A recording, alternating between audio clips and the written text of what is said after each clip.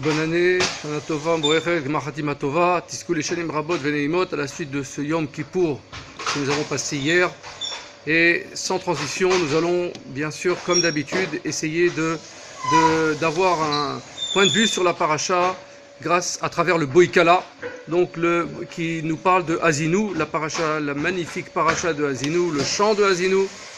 Et on va essayer de comprendre certains sujets en rapport avec cette paracha. Alors ça commence comme ça. Azinu Hashamim Vadabera. Écoutez cieux, je vais parler. Hachem va parler. Azinu, écoutez. Dans cette paracha, il est important de savoir qu'elle contient 613 mots. Exactement 613 mots qui correspondent donc aux 613 mitzvot de la Torah. Chaque mot, quand on fait attention, fait allusion à un commandement. L'expression, par exemple, Hashamayim Va'adabera, Hashamayim Va'adabera, cette expression a une valeur numérique de 613. Donc, il va parler à Kadosh Baruch Hu. De quoi il va parler à Hachem? Il va parler de choses qu'on doit faire concrètement, c'est-à-dire les mitzvot. Donc, les 613 mitzvot. Moshe dit au Bnei Israël, quand il note « Écoutez cieux, je vais parler et que la terre écoute les paroles de ma bouche », Moshe dit aux enfants d'Israël, il y a deux parties dans une personne. Il y a deux parties dans un être. La partie Shamaim, le ciel, qui représente l'âme, la Neshama, et la terre, la partie Eretz, qui représente le corps. Si on accomplit la volonté d'Hachem, alors absolument rien sur terre n'a de pouvoir contre nous. C'est-à-dire qu'on ne dépend plus de la logique de 1 plus 1, 2, etc. Il n'y a plus ça. Il y a l'infini. Par contre, si nous allons à l'encontre des mots d'Hachem, de ce qu'il nous a donné comme mots pour les appliquer, alors on est soumis aux nations du monde. Ça, c'est le Midrash Agadol qui note cela. Rashi enseigne toutefois, Moshe a pris témoin, attention, ils sont Haïdim, témoins, le ciel et la terre. Des témoins qui durent bien sûr éternellement. Tant que la terre existe, tant que cette atmosphère est là, il y aura le ciel et la terre. Et aussi, parce que si les Bnei Israël méritent les choses parce qu'ils accomplissent les mitzvot, alors les témoins viendront leur apporter leur récompense. Le ciel donnera son fruit et la terre donnera sa récolte. Quant au ciel, par exemple, il donnera la rosée. La rosée, c'est le fruit du ciel tous les jours. Tous les jours, il y a une humidité qui descend sur la terre. La différence de température diurne entre le jour et la nuit crée de la rosée qui abreuve les plantes, sur toutes les phases des plantes. Alors que la pluie ne tombe que de temps en temps. Par contre, la rosée, elle est là tous les jours, heureusement. Sinon, il n'y aurait plus de plantes, tout brûlerait par la chaleur. Et la terre donnera donc sa récolte. Les témoins. Qu'est-ce que c'est que les témoins? On sait que dans la Torah, les témoins, s'ils voient quelque chose d'anormal, ils vont rapporter au tribunal. Et si on s'aperçoit que la personne a fauté, si les personnes sont coupables, la main des témoins sera contre eux en premier. C'est-à-dire que les témoins doivent, comme c'est marqué dans Devarim 17.7, les témoins doivent appliquer la sentence, puisqu'ils l'ont vu. C'est Hachem en vérité qui les envoie. Alors, Akadosh Baruch Hu fermera le ciel, il n'y aura pas de pluie et la terre ne donnera pas de récolte, dans Devarim 11.17. Après quoi, après cela, vous serez détruits bientôt, Devarim 11.17, sous les coups portés par les idolâtres, et nous serons malheureusement déportés en exil, etc., sortir de la terre d'Israël si on n'applique pas la Torah. Deuxième idée, Atzur Tamim Paolo, qui kol derachav mishpat el emuna ve'enavel tzadik ve'yashar hu.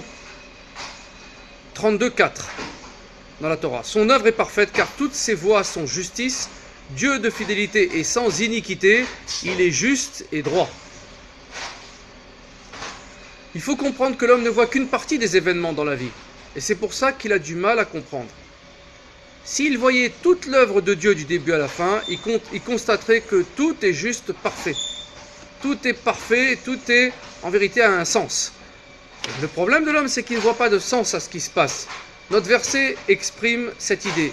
Son œuvre est parfaite. C'est-à-dire, ne voyez pas les choses telles qu'elles sont, ne croyez pas à ce que vous voyez. Parce qu'on ne voit que d'une seule face du prisme. Il peut vous sembler que le monde est désordonné, mais ce que vous voyez n'est qu'une petite partie de l'œuvre d'Hachem. Si vous pouviez en contempler l'ensemble, la totalité, vous sauriez que tout est juste et équitable. Dieu de fidélité, qu'est-ce que c'est Dieu de fidélité? Ses pensées ne sont pas semblables aux nôtres. Cette idée n'est pas perceptible par les sens. On ne peut pas comprendre par nos sens ce que fait Dieu, mais seulement par la foi, par la émouna, en ses paroles et en sa promesse de récompense et de punition. Grâce à la émouna, grâce à cette foi, on parviendra, Dieu nous enverra la compréhension, la bonne idée, pour qu'on puisse comprendre qu'il n'y ait aucune iniquité devant Dieu, tout est juste, tout est parfait, il y a une justice parfaite. Ça c'est le Me'am Loez qui a dit ça. Yaakov Chevel Nachalato. Yaakov est la corde de son héritage. Qu'est-ce que c'est la corde? Yaakov est une corde. Qu'est-ce que c'est que ça, une corde? On sait que lorsqu'on tend une corde qui pend vers le bas et qu'on l'agite depuis le haut, alors elle va bouger aussi en bas. Même si elle est longue, elle va bouger parce qu'on l'agite. Le Zera Kodesh écrit qu'il y est de même avec nos liens, avec nos patriarches, Abraham, Yitzhak et Yaakov. Bien qu'ils aient vécu il y a des milliers d'années, ils sont considérés comme des cordes. On est toujours connecté avec nos ascendants directs, les pères, les avotes de la nation juive. Ainsi, lorsque je prie, ma prière va remuer la corde de tous mes ancêtres jusqu'au patriarche. Hachem va alors m'associer avec mon ascendant prestigieux, c'est Abraham, Yitzhak et Yaakov, tous mes ancêtres dont les patriarches et aussi les matriarches et les mères aussi, Sarah, Rivka, Rachel, Véléa, etc. Il va alors recevoir avec plaisir nos prières parce qu'il passe par le filtre de nos ancêtres. Parce que nous sommes les descendants de Abraham, Yitzhak et Yaakov, de Sarah, Rivka, Rachel, Véléa. Alors, leur souvenir est toujours face à Hachem, tout ce qu'ils ont fait, leur effort, et ils voient que leurs enfants, donc nous les descendants, nous faisons aussi des efforts. Alors il vient écouter notre filote et les accepter et les agréer, ou alors il vient faire amtakat adinim, ne pas faire éclater sa justice complètement, et toujours faire les choses avec miséricorde, rahmanout. Selon le Zera Kodesh, on doit également penser que Hachem a donné à chacun une neshama, et puisque j'ai une partie si unique en moi, alors je suis méritant. Là, il parle aussi de la neshama. Et la neshama, nous sommes méritants parce que nous avons aussi une partie unique d'Hachem en nous. Même si l'homme fait les pires choses, il doit toujours garder en lui une parcelle. Il garde toujours en lui une parcelle de neshama, une neshama pure qui le relie directement avec Dieu et qui ne coupe pas. C'est aussi une corde. Donc la neshama est aussi une corde. Donc il suffit de faire bouger cette corde, cette neshama, par de sincères demandes, donc de hirure tchouva, de envie de tchouva dans le cœur, et aussi effectivement de faire tchouva dans les actes. Alors Akadosh Baruch Hu reçoit le message. Il reçoit le message, si on peut dire, à l'autre bout de la corde. La corde qui le lie, c'est quoi? Les neshamot. C'est comme les rayons d'un soleil qui viendraient nous darder de son bienfait, et nous-mêmes, on l'active ou on le désactive. Le Zera Kodesh enseigne également que parfois Hachem, si on peut dire, va utiliser quelqu'un pour prier par son biais. C'est quoi? Les tzaddik. Les tzaddikim, ils prient. Et quand on se relie au tzaddik, alors Hachem, Akadosh Baruch Hu, il agrée notre filote. La Gemara affirme que Hachem prie également. Qu'est-ce qu'il prie Hachem? Il prie, il dit que ma rahmanout, ma miséricorde, soit plus forte que mon din. En substance, je le dis en substance. Je ne dis pas dans les mots exactement. C'est-à-dire que quoi? Que Akadosh Baruch Hu se dit à lui-même, espérons que je vais pouvoir arrêter ma colère. En fait, ma colère. Pourquoi? Parce que la colère, elle n'est pas conseillère. Vayam, autre sujet. Vayam Moshe, Vaydaber el kol divrei ashira azot beozne aham hu veoshea bin Nun. Moshe est venu avec Oshea bin Nun, fils de Nun, déclarer toutes ces paroles de ce cantique au peuple. Donc dans 32-44. Après avoir prononcé le cantique de... Donc il a dit Azinu. Azinu Hashamayim, c'est un cantique, c'est un chant. Après avoir prononcé ce cantique de la paracha Azinu, la Torah rapporte le verset ci-dessus. Et nos commentateurs s'interrogent sur le fait que ici, Yehoshua est appelé Oshea, à la place de Yoshua. Il manque le Yud, etc. Contrairement aux autres endroits dans la Torah, où il est nommé par son nom que lui a donné Moshe dans Shelach Lecha 13-16, il s'appelle Yehoshua. Alors pourquoi ici il s'appelle Hoshea? C'est pour signaler que son esprit ne s'est pas enorgueilli. Il n'a pas eu d'orgueil parce que c'était le jour où il allait accéder, devenir chef. Mais pourtant il est resté très humble. Malgré la grandeur qui lui a été conférée ce jour-là, qui lui a été passée, où il allait réaliser bien sûr la transition du pouvoir de Moshe, parce que Moshe lui laisse le pouvoir, parce que c'est le jour malheureusement où Moshe est parti de ce monde. Il a quitté ce monde, il est mort. Il a tout donné à Yoshua. Alors Yoshua, pourtant, il est resté aussi humble que par le passé au moment de son changement de nom, lorsque encore rien de particulier ne le distinguait des autres. Qui c'était Yoshua? Qui c'était Hoshea Binoun, qui a appelé après Yehoshua par Moshe? C'était le Shamash. Il rangeait les livres, il rangeait les tables, il faisait le Nikayon, il faisait la poussière, il dépoussiérait, il faisait tout ce que vous voulez dans une salle. Il était simplement le gardien de la salle. L'homme le plus humble. Ça, c'est Rashi qui a dit ça, ce qu'on vient d'expliquer. Le Ibn Ezra, lui, donne une autre explication. Il dit ça. Seuls les dirigeants savaient que Moshe avait changé le nom de Hoshea en Yehoshua. Il n'y avait que les dirigeants qui le savaient. La Torah emploie ici donc le nom sous lequel le peuple le connaissait. Tout simplement, le peuple le connaissait sous le nom de Hoshea Binoun. Autre explication du Or HaChaim Akadosh. Il dit comme ça, le Or HaChaim, Moshe avait donné ce nom à Yehoshua pour l'honorer et l'élever.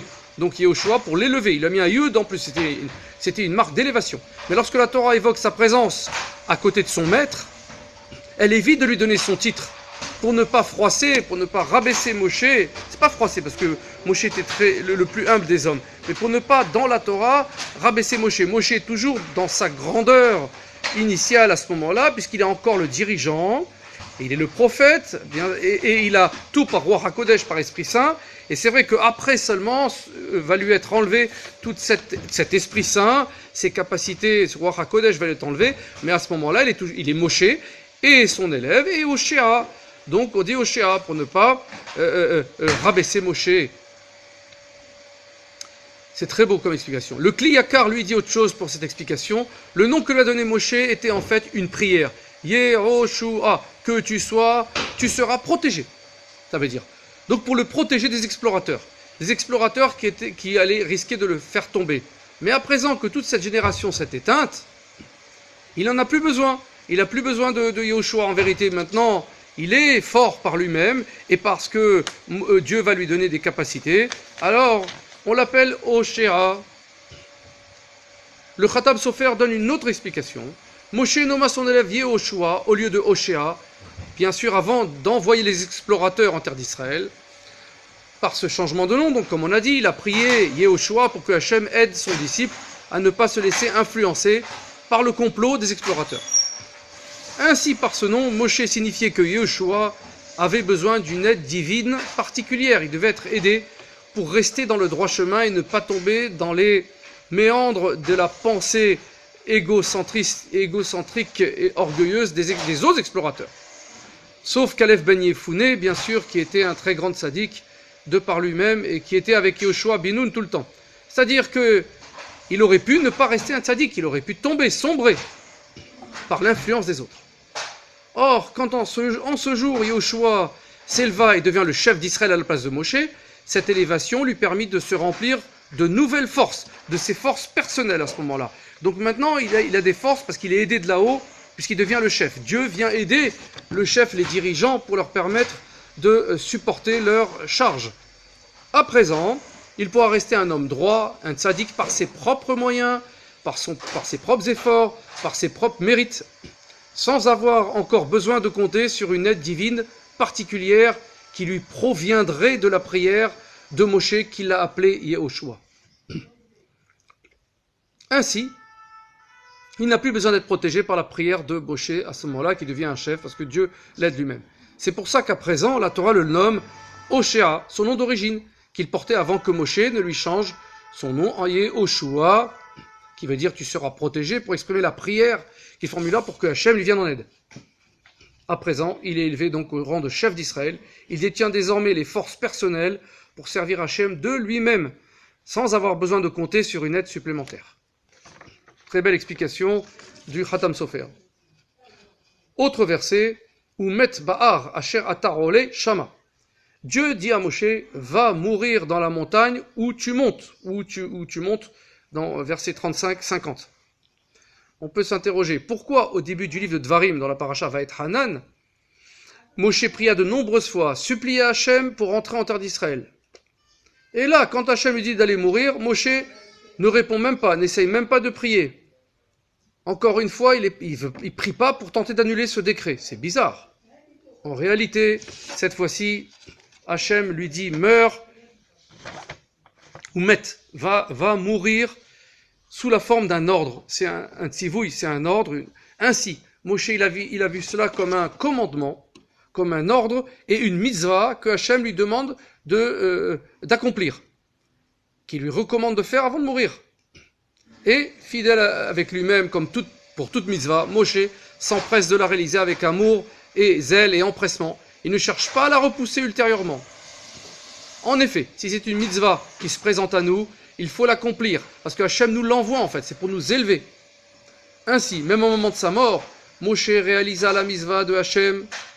Il meurt en accomplissant sa volonté avec joie et amour. Ça, c'est le Mimekor Hanetzar qui explique ça. Halacha sur Souka, puisque nous sommes le lendemain de Kippour. Nous avons l'habitude de commencer la construction de la Souka dès la fin de Yom Kippour. Même le soir, on peut par exemple planter un clou. Ça s'appelle faire la mitzvah, de construire la Souka, afin de montrer à Dieu, à Hachem, que les engagements que nous avons pris à Kippour, on est prêt à les accomplir tout de suite.